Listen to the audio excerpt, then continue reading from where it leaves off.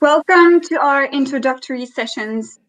Our first speaker is doing us the honor to start our event with opening remarks. Dita Charanzová is a member of the European Parliament for the group Renew Europe, and she's also Vice President of the European Parliament. Ms. Charanzová is one of the 20 most influential women shaping Brussels tech politics. MEP Charanzová has a strong and dynamic vision for AI and European leadership on AI. So how to get there? What are the strengths and the opportunities the EU should build on? How to address the areas where progress is needed? Where can we do better? Where can we lead and work with others? What are the objectives that the EU AI legal framework should prioritize? Will we hear more about Parliament's work and activities around AI? We're delighted to welcome you, MEP Charanzová, and we're looking forward to hearing your remarks. Thank you very much for being here today. Good morning, everybody, ladies and gentlemen. It's my pleasure to kick off the European AI Policy Conference organized by the Centre for Data Innovation. Thank you for organizing what I am sure you will agree is an interesting and timely topic.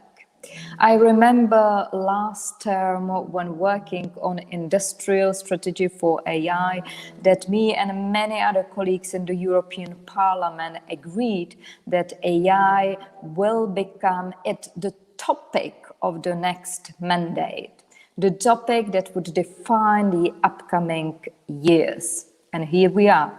Of course, the COVID pandemic swept away all plans or ideas of what we initially thought would be doing this year at all levels, at all areas, and that's why also we see that the proposal on legislation on AI has been postponed as a result. But the debate on AI has not quietened in Europe. I would say on the contrary, it has increased and gained more prominence. Why? I think partly it is impossible to ignore the digital implications that the COVID measures have had and what this will mean in a post-COVID world. During lockdown, we were forced to move most of our lives online.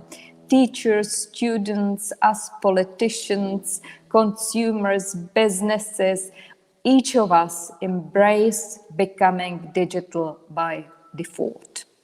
Long before the pandemic, though, businesses had been on a somewhat steady path toward digital transformation, and citizens and consumers as well. We were talking about the digital revolution for years, but COVID has accelerated the digital transformation. It triggered more out-of-the-box thinking, leading to incredible innovations and changes as a result. Even in the way that we do politics as members of the European Parliament, you can see us now online, speaking in the plenary, voting remotely, etc. And the value and the need for AI have been thrust even more to the limelight.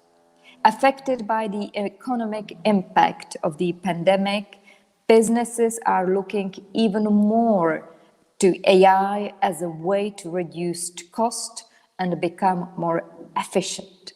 Increased digitalization means that we are generating and storing more data. And with more data comes better AI. But of course, public health is at the core of this global crisis. And here AI again has been a useful tool for combating the spread of the virus. AI has helped a lot in understanding the development of COVID and the preparatory work for vaccines and in tackling dangerous disinformation online. Last month, an AI model developed by MIT researchers even detected asymptomatic COVID infections through coughs recorded on mobile phones. While the differences in coughs are not noticeable to the human ears, they are noticeable to AI. But let us not forget that it was the human researchers who discovered the vaccine, not AI. I don't mean to belittle the incredible potential that AI offers, but I think we must bear in mind that as we move to legislate on AI, it is equally as important to remember the limitations of AI in what it can achieve, as well as the risks. AI today is good at achieving very narrow specific tasks, but as the tasks broaden, AIs begin to struggle. AI still cannot do much without humans and are unlikely to replace humans other than in more automated tasks for the foreseeable future. Some making future-proof legislation doesn't mean preparing for a war between humans and robots or other scenarios based more on science fiction than in reality. It is about making sure that we must create an environment conducive to innovation in an area that is quickly developing. We must be grounded on facts and current realities and address these in an appropriate manner and proportionate manner. We cannot let fear of the future and technological development lead to new rules that stop or slow down innovation. Risk is not in itself negative. All actions have a risk.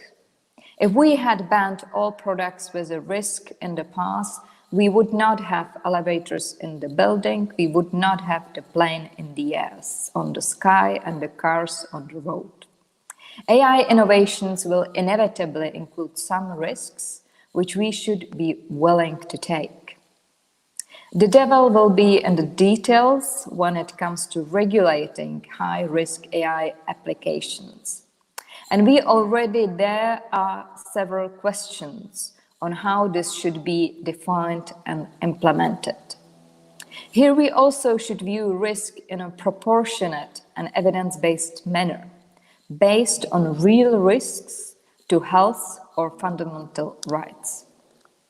Conducting conformity assessments and certifications before high-risk AI systems are allowed onto the EU market will naturally cause delays and raises the cost of development, therefore presenting a real barrier to innovation. So this should be the exception, not the rule, to specifically and clearly defined areas and applications where there is a risk to the consumer or user's health or fundamental freedoms. Some voices are going even further, not just subject high-risk applications to stricter rules, but to outright ban these, most notably for biometric recognition technologies. But I don't believe that the solution should lie in simply banning these. Instead of looking at riskier areas like facial recognition as a dangerous thing that should not be touched, we should instead view it as an opportunity where EU developers operating under an ethical framework can improve the accuracy and functioning of these technologies. If we do nothing, we will miss the train, and these will simply be developed elsewhere, and very likely not to our high standards. I believe that we can create the so-called trustworthy AI in a proportionate manner without shooting ourselves in the foot in this global race for AI. As Janelle Shane, the American AI weirdness blogger and author, says, the danger of AI is not that it's too smart, but it's not smart enough. The key here is that humans must always be in the final line of command, that consumers always know if they are interacting with AI and how to reach a human if something goes wrong. So other than not letting fears guide our approach, how else should we move forward? We clearly need to boost investment in AI research and development in Europe that encourages innovation and where European companies can scale up. This will not only be done in the AI legislation. I always say that we need to create a single market for AI, but we also need to look more broadly at completing the digital single market, as well as to ensure our companies can take full advantage. Area where EU coordination and cooperation will be especially vital is access to data. The more we pool data, the better the resource for AI. The Data Governance Act and the upcoming Data Act will be important steps in this direction. But we must remember that we pool data, that our resources are only as good as the size of the pool. Even if we pool all of the data in the European Union, it will still not be enough to compete with China alone. We cannot afford to fall into protectionist traps that ultimately lead us building a fence around our pool. My fear is that the discourse on digital sovereignty taking place these days risks holding us back from the possibilities of international cooperation and worse, to isolate us in a fortress Europe. I don't think that this is the best message moving forward. If we truly want to become global leaders in AI, then we need to build an international alliance for sharing data. A revived transatlantic relationship with the US under new Biden administration will be fundamental to achieving this.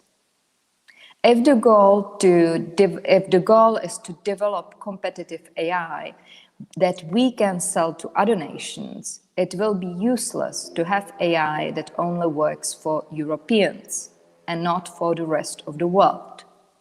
So let us build further with like-minded partners in Latin America but elsewhere.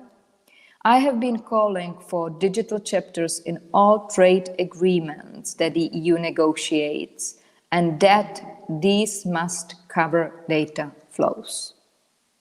So, ladies and gentlemen, I have touched upon several elements that herein I could continue on for hours. I am sure that you will have the chance to go into more details on these topics during this conference. I would just like to conclude, though, that despite all the extremely difficult challenges that this past year has brought, when it comes to reaching our AI goals, the stars seems to be aligning. We have experienced a huge push online, which is presenting many opportunities for AI development. And our partner, the US, is back in the game again. We have the political will to become global leaders and a solid basis in research here in Europe. And we already have a wide range of legislation covering many elements of AI and the highest level of privacy protection, so we don't start from scratch. So let's take these strengths and opportunities to move forward in this digital decade. Thank you. Thank you so much, MEP Dita Charanzová, for setting the tone so well for this event. You said how AI innovation will include some risks, which we should be willing to take, and that the devil will be in the details when it comes to regulating, but that we can create trustworthy AI without shooting ourselves in the foot in the global AI race, as you mentioned, and work on AI that works for Europe, but not only just for Europe. You've also recalled that we need to boost investment in AI, in research and development, encourage innovation, ensure European companies can scale up. And we need to create a single market for AI, but also to look more broadly at completing the digital single market. Thank you once again so very much for opening our event so well and so comprehensively. I think we all received your message, which is quite positive, and I want to thank you very much for that. To our participants, thank you for following the first part of our conference. I will see you all in a minute for our next keynote speech with the great Tabitha Goldstubb herself.